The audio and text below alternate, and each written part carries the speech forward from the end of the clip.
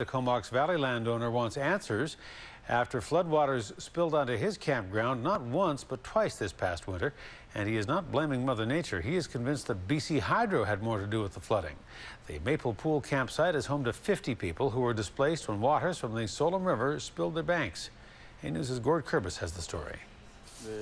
Maple Pool campsite owner Dolly Lynn can still feel the effects of when floodwaters entered his property this winter. 17 of his sites have now been deemed uninhabitable because of fears the river could come through here again. We had that two floods, one in mid-November, one in mid-January. So they had some floods back 2 years ago, time to time. Never been this bad. So nobody really looked serious into what caused it.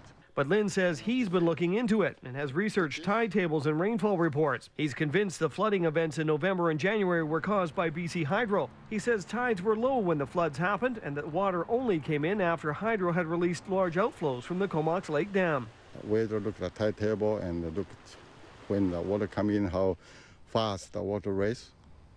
I just feel no, this is not from the weather.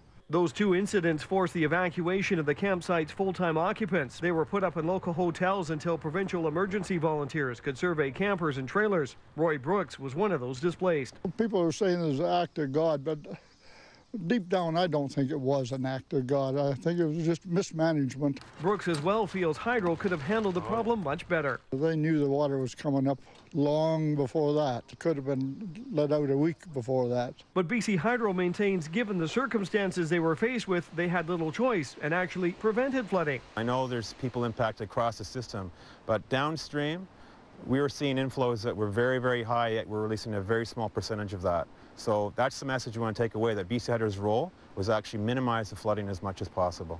The campground's owners and the people who live here have all signed this petition addressed to the Premier and the local Liberal MLA. They say that so far they haven't received any action on it. One thing they have heard from the province is that if there is any more flooding, apparently the provincial emergency program that helped them out twice before won't be helping them a third time. Well, they're saying that, but I don't know if push comes to shove whether that's going to be a reality or not. But who knows, eh? Who knows? What Lynn knows is he wants to try to get some assurances from someone that the flooding won't be repeated. In Courtney, Gord Kurbis, A-News.